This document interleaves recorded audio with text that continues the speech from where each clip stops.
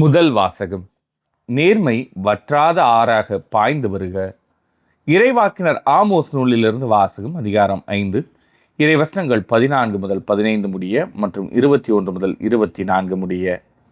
நன்மையை நாடுங்கள், தீமையை தேடாதீர்கள். அப்பொழுது நீங்கள் சொல்வது போல படைகளின் கடவுளாகிய ஆண்டவர் உங்களோடு இருப்பார்.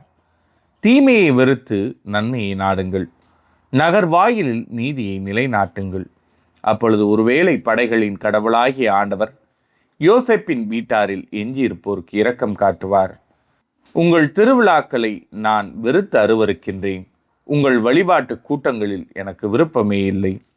எரிபலிகளையும் தானிய படையல்களையும் எனக்கு நீங்கள் செலுத்தினாலும் நான் ஏற்க மாட்டேன்.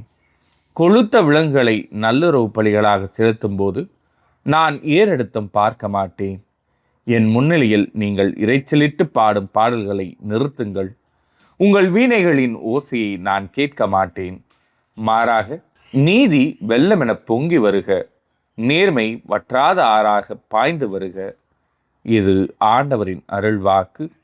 இறைவா, உமக்கு நன்றி. பதிலுரை பாடல். தம் வழியை செம்மைப்படுத்துவோர் கடவுள் தரும் மீட்பை கண்டடைவர். என் மக்களே கேளுங்கள், நான் பேசுகின்றேன். இஸ்ரவேலே, உனக்கு எதிராய் சான்று கூறப் போகின்றேன். கடவுளாகிய நானே உன் இறைவன். தம் வழியை செம்மைப்படுத்துவோர் கடவுள் தரும் மீட்பை கண்டடைவர். நீங்கள் கொண்டு வரும் பலிகளை முன்னிட்டு நான் உங்களை கண்டிக்கவில்லை. உங்கள் எரிபலிகள் எப்போதும் என் முன்னிலையில் உள்ளன. உங்கள் வீட்டின் காளைகளையோ உங்கள் தொழுவத்தின் ஆட்டு கிடாய்களையோ நான் ஏற்றுக்கொள்வதில்லை. தம் வழியை செம்மைப்படுத்துவோர் கடவுள் தரும் மீட்பை கண்டடைவர். ஏனெனில் காட்டு விலங்குகள் எல்லாம் என் உடைமைகள். 1000 குன்றுகளில் மேயும் கால்நடைகளும் என்னுடையவை. குன்றத்து பறவை அனைத்தையும் நான் அறிவேன். சமவெளியில் நடமாடும் யாவும் என்னுடையவை. தம் வழியை செம்மைப்படுத்துவோர் கடவுள் தரும் மீட்பை கண்டடைவர். எனக்கு பசி எடுத்தால் நான் உங்களை கேட்கப் போவதில்லை. ஏனெனில் உலகும் அதில் நிறைந்துள்ள யாவும் என்னுடையவையே. எருதுகளின் இறைச்சியை நான் உண்பேனோ? ஆட்டுக்கிடாய்களின் குருதியை குடிப்பேனோ? தம் வழியை செம்மைப்படுத்துவோர் கடவுள் தரும் மீட்பை கண்டடைவர். என் விதிமுறைகளை ஒதுக்குவதற்கு உங்களுக்கு என்ன தகுதி? என் உடன்படிக்கை பற்றி பேசுவதற்கு உங்களுக்கு என்ன அருகதை? நீங்களோ ஒழுங்குமுறையை வெறுக்கின்றீர்கள். என் கட்டளைகளை தூக்கி எறிந்து விடுகின்றீர்கள். தம் வழியை செம்மைப்படுத்துவோர் கடவுள் தரும் மீட்பை கண்டடைவர். நற்செய்திக்கு முன் வாழ்த்தொலி. அல்லேலூயா, அல்லேலூயா. தம் படைப்புகளுள் நாம் முதற்கடியாகும்படி உண்மையை அறிவிக்கும் வார்த்தையால் நம்மை ஈன்றெடுக்க அவர் விரும்பினார். அல்லேலூயா. நற்செய்தி வாசகம். குறித்த காலம் வரும் முன்னே எங்களை வதைக்கவா இங்கே வந்தீர்? மத்தேயு எழுதிய தூய நற்செய்தியிலிருந்து வாசகம். அதிகாரம் 8, இறைவசனங்கள் 28 முதல் 34 முடிய.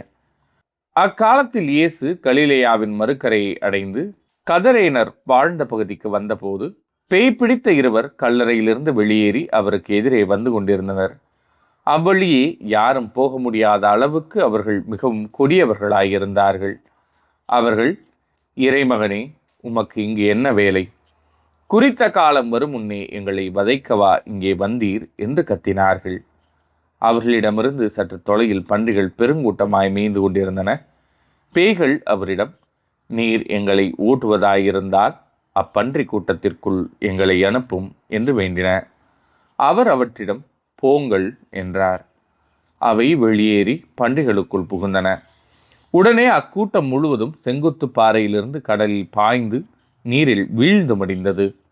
பன்றிகளை மேய்த்து கொண்டிருந்தவர்கள் ஓடிப்போனார்கள். அவர்கள் நகருக்குள் சென்று பேய் பிடித்திருந்தவர்களை பற்றிய செய்தியையும் நடந்த அனைத்தையுமே அறிவித்தார்கள். உடனே நகரினர் அனைவரும் இயேசுவுக்கு எதிர்கொண்டு வந்து அவரை கண்டு தங்கள் பகுதியை விட்டு அகலுமாறு வேண்டிக் கொண்டனர். இது ஆண்டவரின் அருள்வாக்கு. கிறிஸ்துவே, உமக்கு புகழ்.